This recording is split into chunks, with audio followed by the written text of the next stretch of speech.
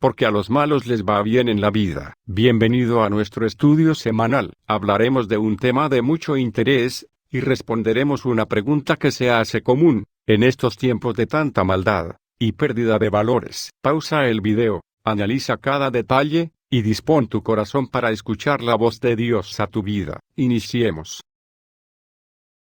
¿Por qué los que hacen mal les va tan bien en la vida, mientras que los que hacen bien no siempre les va tan bien en la vida? Esta inquietud fue planteada y respondida en la Biblia. Veamos en qué términos fue planteada. Salmo 73, 2:12 dice, en cuanto a mí, casi se deslizaron mis pies, por poco resbalaron mis pasos, porque tuve envidia de los arrogantes, viendo la prosperidad de los impíos, porque no tienen congojas por su muerte, pues su vigor está entero. No pasan trabajos como los otros mortales, ni son azotados como los demás hombres. Por tanto, la soberbia los corona, se cubren de vestido de violencia, los ojos se les saltan de gordura, logran con creces los antojos del corazón, se mofan y hablan con maldad de hacer violencia, hablan con altanería, ponen su boca contra el cielo, y su lengua pasea la tierra. Por eso Dios hará volver a su pueblo aquí, y aguas en abundancia serán extraídas para ellos. Y dicen, ¿cómo sabe Dios? ¿Y hay conocimiento en el Altísimo? He aquí estos impíos, sin ser turbados del mundo,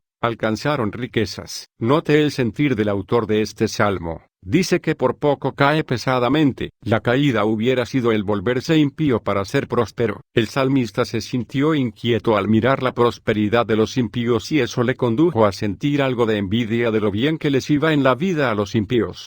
Claro, los impíos no se preocupan de la muerte, porque ni siquiera piensan en ella, más bien parece que rebosa salud, su vigor está entero, dice el salmista. Tampoco tienen que sufrir trabajando, porque con su habilidad para hacer el mal consiguen todo lo que desean. En ese sentido no son azotados con desvelos como aquellos que se ganan la vida honradamente. Como consecuencia, los impíos, al verse rodeados de fortuna, de paz, de buena salud, se ciñen la corona de la soberbia, o se tornan arrogantes y en esas condiciones dan rienda suelta a la violencia. Todo esto les pone como animales listos para ser faenados. Sus ojos se les saltan de gordura, no se eximen de nada que desean, se mofan de todos los demás y planifican sus andanzas con extrema precisión. Dan por seguro lo que tratan de obtener por medio de sus torcidos designios. Como si todo esto no fuera suficiente, dice el salmista que pone en su boca contra el cielo. Esto significa que hablan mal contra Dios y no contentos con eso, dice el salmista que con su lengua pasean la tierra. En otras palabras, ellos se sienten los amos y señores de todos los asuntos de la tierra. Su malicia queda sellada cuando se mofan de Dios diciendo, ¿cómo sabe Dios? ¿Hay conocimiento en el Altísimo? En esencia, estos malvados, sin encontrar ninguna oposición, logran acumular la riqueza del mundo. ¿No le parece una descripción muy precisa de la prosperidad de los impíos? Hace poco tiempo atrás, la policía de un país latinoamericano desarticuló una poderosa banda de narcotraficantes. Entre lo que se incautó, había decenas de autos lujosos último modelo, propiedades con todas las comodidades que desearían tener el común de los mortales, armas de todo tipo y condición, aviones, joyas y dinero a raudales. Como bien dice el salmista, sin ser turbados del mundo alcanzaron riqueza. Pero ahora veamos la otra cara de la moneda. ¿Qué pasa con si no todos, al menos una gran mayoría de los que tratan de vivir vidas agradables a Dios? Dejemos que la Biblia nos responda. Salmo 73, 13-14 dice, verdaderamente en vano he limpiado mi corazón, y lavado mis manos en inocencia, pues he sido azotado todo el día, y castigado todas las mañanas. Esta es la triste realidad. Parece que fuera en vano el haber vivido para agradar a Dios. En lugar de prosperidad material se encuentra azotes y castigo, justamente la misma conclusión a la que llegó usted. A los que hacen mal les va bien en la vida y a los que hacen bien les va mal en la vida. Cuando uno toma conciencia de esta situación, le entra el deseo de abandonar la justicia y abrigar la impiedad. El salmista tuvo este pensamiento. Salmo 73, 1-2 dice, ciertamente es bueno Dios para con Israel, para con los limpios de corazón. En cuanto a mí, casi se deslizaron mis pies, por poco resbalaron mis pasos. Al ver la prosperidad de los malos y la adversidad de los buenos, el salmista se sintió tentado a abandonar la justicia, pero no lo hizo. Casi se deslizaron mis pies, dice. Por poco resbalaron mis pasos. ¿Qué es lo que impidió que el salmista renuncie a lo bueno y abrace lo malo? Salmo 73, 15-22 dice, si dijera yo, hablaré como ellos, he aquí, a la generación de tus hijos engañaría. Cuando pensé para saber esto, fue duro trabajo para mí, hasta que entrando en el santuario de Dios, comprendí el final de ellos. Ciertamente los has puesto en deslizaderos, en asolamientos los harás caer, como han sido asolados de repente. Perecieron, se consumieron de terrores. Como sueño del que despierta, así, Señor, cuando despertares menospreciarás su apariencia. Se llenó de amargura mi alma, y en mi corazón sentía punzadas. Tan torpe era yo, que no entendía. Era como una bestia delante de ti. El impío puede tener todo lo que quiera en este mundo, pero eso será lo único que tendrá, porque en lo que a Dios respecta, el impío está en un deslizadero hacia su propia condenación. En algún momento se desvanecerá todo su esplendor y todo terminará en asolamiento. Allí hallará destrucción y será consumido de terrores. Al mirar el fin de la prosperidad de los impíos, el salmista se reprocha a sí mismo por haber envidiado la prosperidad de los impíos. Dice que le dolió profundamente haber pensado así, un dolor que hasta le produjo punzadas en su corazón. Se vio a sí mismo como una persona torpe, como alguien que no entiende, casi como una bestia delante de Dios. Así es desear la prosperidad del impío. Es tamaña torpeza, porque simple y llanamente, la prosperidad del impío es pasajera. Subraye esta palabra, pasajera. El momento menos persado el esplendor se convierte en tormento eterno.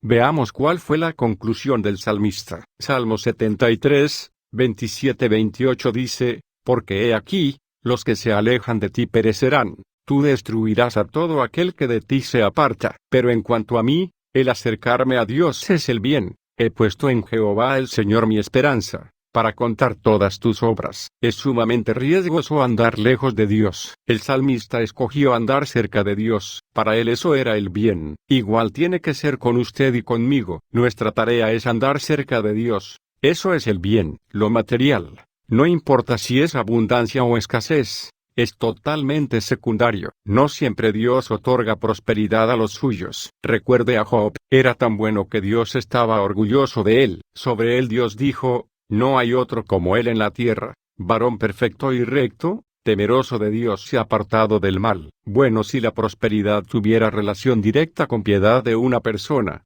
Job sería el mejor opcionado a ser próspero. Pero usted y yo sabemos que un día perdió los bueyes, las asnas, los criados, las ovejas, los pastores, los camellos y sus 10 hijos. Para completar el desastre, perdió la salud y hasta su mujer se le volvió en contra. ¿Por qué un hombre justo como Job sufrió tal debacle? La respuesta se halla en Job 42, 1-6. Respondió Job a Jehová, y dijo, yo conozco que todo lo puedes, y que no hay pensamiento que se esconda de ti. ¿Quién es el que obscurece el consejo sin entendimiento? Por tanto, yo hablaba lo que no entendía, cosas demasiado maravillosas para mí, que yo no comprendía. Oye, te ruego, y hablaré, te preguntaré, y tú me enseñarás. De oídas te había oído, mas ahora mis ojos te ven. Por tanto me aborrezco, y me arrepiento en polvo y ceniza. La adversidad condujo a Job a una experiencia sin igual con Dios. Antes de la adversidad Job tenía un conocimiento superficial de Dios. Después de la adversidad, Job tuvo un conocimiento profundo de Dios. Esta es la razón por la cual muchos justos o como dice usted, personas que hacen el bien, sufren adversidades. Dios usa la adversidad para elevarnos a alturas insospechadas de comunión con Él. ¿Por qué prospera la gente mala? ¿Por qué los malos parecen salirse con la suya? Vivimos en un mundo lleno de violencia y corrupción, en donde vemos que hay maltratos, robos, drogadicción, criminalidad, terrorismo, etc. Incluso si observa, muchas películas populares se centran en el tema de la vida de lujos que llevan los criminales, ladrones, asesinos, traficantes de drogas, banqueros codiciosos, políticos corruptos, drogadictos, etc. Ellos parecen tener su vida resuelta, y parecen vivir libres de preocupaciones. Personas de la Biblia con preguntas y observaciones similares. La Biblia nos menciona a personas como Job e incluso algunos profetas, quienes también se preguntaban por qué, Y algunos de ellos incluso tuvieron la oportunidad de hacerle esta pregunta a Dios directamente. ¿Por qué prosperan los malvados mientras se vuelven viejos y poderosos? Llegan a ver a sus hijos crecidos y establecidos, y disfrutan de sus nietos. Sus hogares no corren ningún peligro, y Dios no los castiga. Job 21, 7-9. El profeta Jeremías cuestionó a Dios: Señor, tú siempre me haces justicia cuando llevo un caso ante ti, así que déjame presentarte esta queja. ¿Por qué los malvados son tan prósperos? ¿Por qué son tan felices los malignos? Jeremías 12:2.1. Habacuc fue un profeta quien también se ha corrompido. Habacuc 1:2-4. En el Salmo 73 observa la prosperidad de los malos, pero en cuanto a mí, casi perdí el equilibrio. Mis pies resbalaron y estuve a punto de caer, porque envidiaba a los orgullosos cuando los veía prosperar a pesar de su maldad. Pareciera que viven sin problemas. Tienen el cuerpo tan sano y fuerte, no tienen dificultades como otras personas. No están llenos de problemas como los demás. Salmos 73, 2-5. El rey Salomón, en su sabiduría, también observaba cuando sucedían estas cosas. He visto de todo en esta vida sin sentido, incluso jóvenes buenos que mueren y personas malvadas que tienen una vida larga. Eclesiastés 7:15. Entonces la pregunta es, ¿por qué Dios no hace algo al respecto? ¿Acaso es indiferente? La paciencia y el silencio de Dios. Dios no es indiferente ante lo que sucede en el mundo, todo lo contrario. Dios ve todo lo que pasa y se preocupa profundamente acerca de lo que sucede en la tierra. A pesar de que la gente no se dé cuenta, la voluntad soberana de Dios se ejerce todo el tiempo. Los malvados piensan: Dios no nos mira, ha cerrado los ojos y ni siquiera ve lo que hacemos. Salmos 10:11. El que les hizo los oídos, ¿acaso es sordo? El que les formó los ojos, ¿acaso es ciego? Salmos 94:9. Nuestro Señor va a juzgar todo el mal que se comete a su tiempo que Él ya tiene previsto. Él es un Dios justo que no puede tolerar el pecado, no puede permitir que el pecado quede sin castigo, como lo vemos en los Salmos 50 y 75. Dios dice: en el momento que tengo pensado, haré justicia contra los perversos. Salmos 75:2. Pero Dios dice a los perversos: ¿para qué se molestan en recitar mis decretos y en fingir que obedecen mi pacto? Pues rechazan mi disciplina y tratan mis palabras como basura. Cuando ven ladrones, les dan su aprobación, y se pasan el tiempo con adúlteros. Tienen la boca llena de maldad, y la lengua repleta de mentiras. Se la pasan calumniando a su hermano, a su propio hermano de sangre. Mientras ustedes hacían todo esto, yo permanecí en silencio, y pensaron que no me importaba. Pero ahora los voy a reprender. Presentaré todas las acusaciones que tengo contra ustedes. Salmos 50, 16-21. Dios parece lidiar con los malos en el largo plazo, por el amor que nos tiene. 2 Pedro 3:9. Él pacientemente espera y les da tiempo a estas personas para que se arrepientan, como lo dijo a través del profeta Ezequiel 33:11. En realidad, no es que el Señor sea lento para cumplir su promesa, como algunos piensan. Al contrario, es paciente por amor a ustedes. No quiere que nadie sea destruido, quiere que todos se arrepientan. 2 Pedro 3:9. Tan cierto como que yo vivo, dice el Señor soberano, no me complace la muerte de los perversos, solo quiero que se aparten de su conducta perversa para que vivan. Arrepiéntanse, apártense de su maldad, oh pueblo de Israel. ¿Por qué habrían de morir? Ezequiel 33:11. Aquellos quienes no se arrepientan de sus pecados obtendrán su merecido castigo. Él llevará las cosas a una conclusión correcta y justa, como describe el rey Salomón en Eclesiastés 8:11-12. Cuando no se castiga enseguida un delito, la gente siente que no hay peligro en cometer maldades. Sin embargo, aunque una persona peque 100 veces y siga gozando de muchos años de vida, yo sé que les irá mejor a los que temen a Dios. Eclesiastés 8:11-12. Quédate quieto en la presencia del Señor, y espera con paciencia a que Él actúe. No te inquietes por la gente mala que prospera, ni te preocupes por sus perversas maquinaciones. Salmos 37:7. Los bienes materiales de esta vida son pasajeros, así que no te desanimes cuando los malvados se enriquezcan, y en sus casas haya cada vez más esplendor, pues al morir, no se llevan nada consigo, sus riquezas no los seguirán a la tumba. En esta vida se consideran dichosos y los aplauden por su éxito, pero morirán como todos sus antepasados, y nunca más volverán a ver la luz del día. La gente que se jacta de su riqueza no comprende, morirán, al igual que los animales. Salmos 49, 16-20. Esta vida es pasajera, toda la riqueza y demás beneficios que el mundo considera como éxito, tienen un tiempo de vida limitado. Al morir nadie se puede llevar nada de esto a la tumba. Por eso Jesús advirtió, no almacenes tesoros aquí en la tierra, donde las polillas se los comen y el óxido los destruye, y donde los ladrones entran y roban. Almacena tus tesoros en el cielo, donde las polillas y el óxido no pueden destruir, y los ladrones no entran a robar. Mateo 6, 19-20. En la parábola del rico insensato, Lucas 12, 13-21, Jesucristo también advirtió acerca de la avaricia, y luego dijo, tengan cuidado con toda clase de avaricia. La vida no se mide por cuánto tienen. Lucas 12:15. Dios nos advierte acerca de la codicia en el 10º mandamiento, no codicies la casa de tu prójimo, no codicies la esposa de tu prójimo, ni su siervo, ni su sierva, ni su buey, ni su burro, ni ninguna otra cosa que le pertenezca. Éxodo 20, 17. Pero Dios le dijo, necio, vas a morir esta misma noche, ¿y quién se quedará con todo aquello por lo que has trabajado? Así es, el que almacena riquezas terrenales pero no es rico en su relación con Dios es un necio.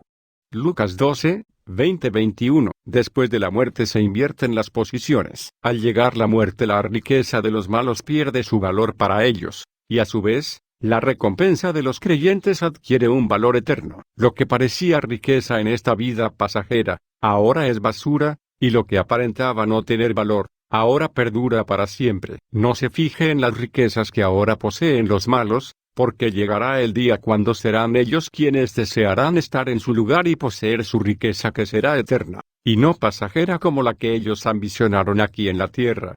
La redención no se consigue tan fácilmente, pues nadie podrá jamás pagar lo suficiente como para vivir para siempre y nunca ver la tumba. Los sabios finalmente tendrán que morir, al igual que los necios y los insensatos, y dejarán toda su riqueza atrás. Salmos 49, 8-10. Pero los que viven con la ambición de hacerse ricos caen en tentación y quedan atrapados por muchos deseos necios y dañinos que los hunden en la ruina y la destrucción. Pues el amor al dinero es la raíz de toda clase de mal. Y algunas personas, en su intenso deseo por el dinero, se han desviado de la fe verdadera y se han causado muchas heridas dolorosas. 1 Timoteo 6, 9-10. La sabiduría y el dinero abren casi todas las puertas, pero solo la sabiduría puede salvarte la vida.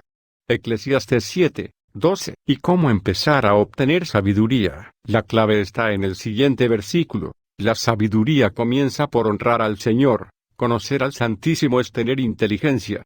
Proverbios 9, 10. En la historia del hombre rico y Lázaro, Lucas 16, 19-31, Jesús menciona a un hombre rico quien vivía rodeado de lujos, mientras que tirado afuera de la puerta de su casa había un hombre pobre, hambriento y enfermo, cubierto de llagas, llamado Lázaro. En la historia después ambos mueren, y mientras Lázaro fue llevado por ángeles para ser consolado, el alma del hombre rico fue al lugar de los muertos, al lugar de tormento. En esta historia, los papeles se invirtieron cuando ambos hombres fallecieron. En vida Lázaro no tenía nada y el hombre rico nunca hizo nada por mejorar la situación de Lázaro. Luego, el hombre rico quería que Lázaro aunque fuera le refrescara la lengua con agua, por la angustia de estar siendo atormentado por las llamas. Nuestra vida eterna depende de nuestra fe en Dios, no de la felicidad ni el éxito temporales que experimentemos en esta vida. Nuestra única posibilidad de salvarnos de las llamas proviene únicamente de nuestra fe en Jesucristo, el Hijo de Dios, nuestro Mesías. Y si se preguntaba usted, ¿de qué nos salva Jesucristo? Nos salva precisamente de las llamas, del lugar de tormento, del castigo eterno. Jesús dice, yo soy la puerta, los que entran a través de mí serán salvos. Juan 10, 9. Jesús dice, entren por la puerta estrecha, porque ancha es la puerta y espacioso el camino que lleva a la perdición, y muchos son los que entran por ella, pero estrecha es la puerta y angosto el camino que lleva a la vida, y pocos son los que la encuentran.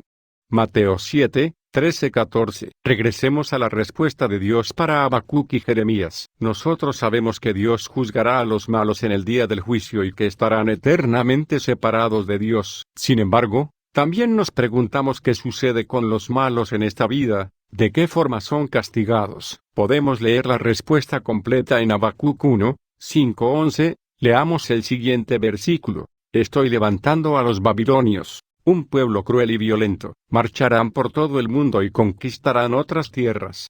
Habacuc 1, 6. Y aquí Dios sigue hablando de los babilonios, pero son profundamente culpables, porque hicieron de su propia fuerza un dios. Habacuc 1, 11. Habacuc quedó desconcertado al enterarse que Dios iba a enviar a un pueblo violento, los babilonios, para lidiar con la violencia en Judá. Los babilonios no sabían que Dios los estaba usando para que Judá regresara a él. Los babilonios rendían culto a muchos dioses falsos, y en su arrogancia confiaban, como si fuera un ídolo más, en su poderío militar. Dios no era indiferente ante el pecado de Judá. Dios castigaría a su pueblo utilizando a una nación aún más violenta. Recordemos que Dios puede usar cualquier método, aunque a nosotros nos parezca extraño, para corregir, o bien para castigar. Hay cosas que hace Dios que desde nuestra perspectiva humana, nos parecen raras, o simplemente no entendemos. Veamos este versículo al respecto. Mis pensamientos no se parecen en nada a sus pensamientos, dice el Señor, y mis caminos están muy por encima de lo que pudieran imaginarse. Pues así como los cielos están más altos que la tierra, así mis caminos están más altos que sus caminos y mis pensamientos, más altos que sus pensamientos. Isaías 55, 8-9. Los creyentes debemos aceptar la voluntad de Dios y regocijarnos en Él, aun y cuando no entendamos sus decisiones. Dios actúa soberanamente en todo lo que sucede, y hace que todo funcione de acuerdo a sus propósitos. Veamos ahora lo que le contestó Dios a Jeremías. Recordemos que Jeremías se preguntaba por qué si Dios es justo, no castigaba aún a los perversos. Era una queja del tipo, ¿hasta cuándo? La respuesta completa de Dios la encontramos en Jeremías 12, 5-13, de la cual aquí agregamos el primer versículo. Si te cansa competir contra simples hombres, ¿cómo podrás correr contra caballos? Si tropiezas y caes en campo abierto, ¿qué harás en los matorrales cerca del Jordán? Jeremías 12, 2.5. Dios le responde a Jeremías, en el versículo 5, mostrándole que él se cansaba con problemas menores cuando él hace esta pregunta, ya que Dios ha visto cómo su pueblo ha pecado y se ha puesto en su contra. Versículo 6, y como parte de la disciplina que ha dispuesto para Judá, el pueblo que más ama, versículo 7, es entregarlos al ejército babilónico que van a sitiarlos y tomarlos al exilio, siendo este un duro castigo que hace que el reino de Judá desaparezca del mapa. Hasta el templo es destruido, y se muestra cómo el problema venía desde los gobernantes que se apartaron de Dios. Versículo 10. Dios castigó a su pueblo, de forma consistente con los términos de la alianza en el monte Sinaí, de acuerdo a las maldiciones por la desobediencia, Deuteronomio 28, 15-68, de las cuales a continuación vemos algunos versículos que nos pueden ayudar a entender el por qué Dios envió a los babilonios. Si te niegas a escuchar al Señor tu Dios y a obedecer los mandatos y los decretos que Él te ha dado, todas esas maldiciones te perseguirán y te alcanzarán hasta que quedes destruido. Esos horrores serán una señal de advertencia permanente para ti y tus descendientes. Si no sirves al Señor tu Dios con alegría y entusiasmo por la gran cantidad de beneficios que has recibido, servirás a los enemigos que el Señor enviará contra ti. Pasarás hambre y sed, andarás desnudo y carente de todo. El Señor te pondrá sobre el cuello un yugo de hierro que te oprimirá severamente hasta destruirte. Desde un extremo de la tierra, el Señor traerá contra ti a una nación lejana que te caerá encima como un buitre en picada. Es una nación que habla un idioma que tú no comprendes, un pueblo cruel y feroz que no muestra respeto por los ancianos ni piedad por los niños. Sus ejércitos devorarán tus animales y tus cultivos, y tú quedarás destruido. No dejarán ninguna clase de grano, ni vino nuevo, ni aceite de oliva, ni terneros, ni corderos, y te morirás de hambre. Atacarán tus ciudades hasta derribar todas las murallas fortificadas de tu territorio, Esos muros en los que confiabas para protegerte, atacarán todas las ciudades de la tierra que el Señor tu Dios te ha dado.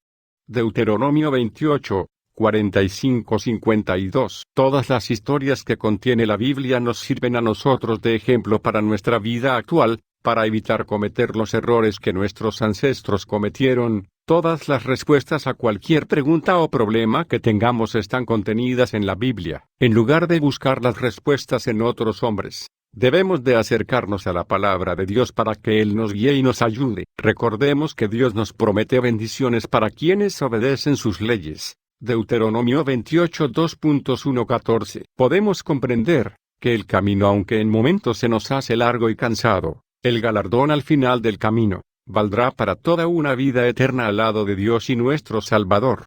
Comprendiendo que el camino de los malvados perecerá, no tenemos que envidiar la prosperidad del malo. Podemos vivir agradecidos con Dios que nos ha dado la oportunidad de hallar en Él consuelo, y sabiendo que aunque pase por valle de sombra de muerte, Él siempre estará con nosotros y nunca nos desamparará. Por tanto, gocémonos y alentémonos los unos a los otros con estas palabras. El Señor vendrá y su justicia con Él será sobre todos nosotros. Amén. Esperamos que este estudio logre llenar tu vida de bendiciones y gozo de saber que Dios es bueno y tiene cuidado de cada uno de nosotros. Compártelo y juntos llevemos las nuevas de salvación al mundo.